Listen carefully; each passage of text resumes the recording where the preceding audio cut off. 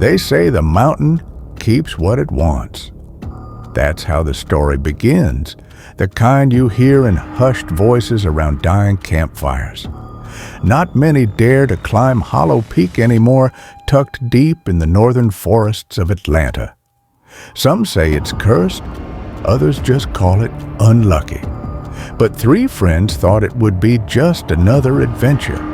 Peter was the leader, an experienced mountaineer with a love for the wild. Beside him were his closest friends, Josh, light-hearted and full of stories, and Marcus, the quiet one who listened more than he spoke. That morning, the sky was a perfect blue. Spirits were high as they set off up the mountain trail, laughing at Josh's endless jokes. "Did you know," Peter said with a grin, "this mountain is known for ghost stories?" Josh snorted. "If I see one, I'm out. First to run." The others chuckled, but those laughs didn't last long. Halfway up the trail, the sky turned without warning.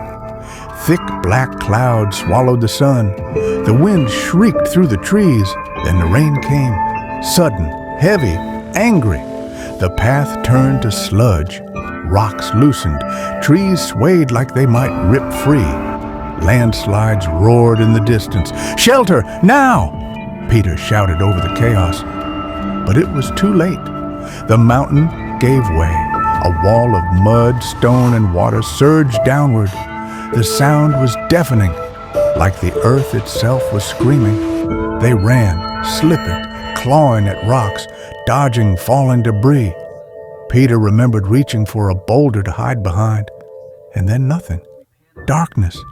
Then voices. "Hey, can you hear me? Are you okay?" His eyes opened. Josh and Marcus hovered over him, soaked and worried. "We're all right," Josh said. "But we can't go on tonight. We'll camp here." Only then did Peter realize it was nightfall. Rain still poured, though gentler now. They found a flat patch under some trees and pitched their small tent.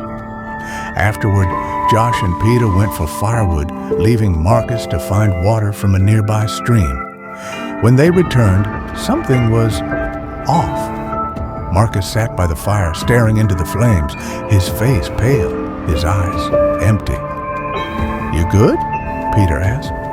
"I'm fine," Marcus muttered, barely audible. They assumed he was shaken from the landslide, but Peter couldn't shake the feeling. Something wasn't right. That night, the fire flickered low, and a heavy silence hung in the air. Peter couldn't sleep. He kept glancing at Marcus, whose breathing was shallow, eyes still open, unmoving.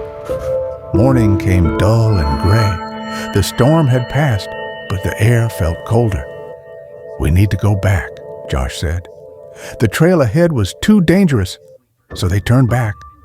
Marcus walked behind them, completely silent. Not a word. Peter and Josh exchanged glances. Marcus never said much, but this was something else. As they neared a bend in the trail, Josh suddenly froze. He grabbed Peter's sleeve, his face pale. "Look, over there!" Tucked beneath the rocks was a body, bloated, stiff, and long dead. It was Marcus. Peter's knees buckled. "No, that's not possible." They turned slowly. Behind them stood Marcus. The same face, same clothes, but his skin now looked ash gray. His eyes were not just empty, they were wrong. He didn't speak. He only raised a trembling hand and pointed.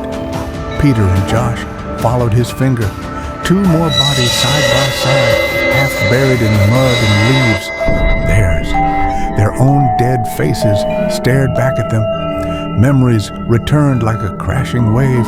The sound of the landslide, the pain, the cold, the silence. They had died. Peter screamed. Josh stumbled backward, but the forest didn't care. No birds, no animals, only the whispering wind and the rising mist. And Marcus. He hadn't survived either. He had found their bodies during the night. And somehow, something else had come back with him. They say the mountain keeps what it wants, and Hollow Peak, it wanted them all. Don't miss out on our next story. Like and subscribe.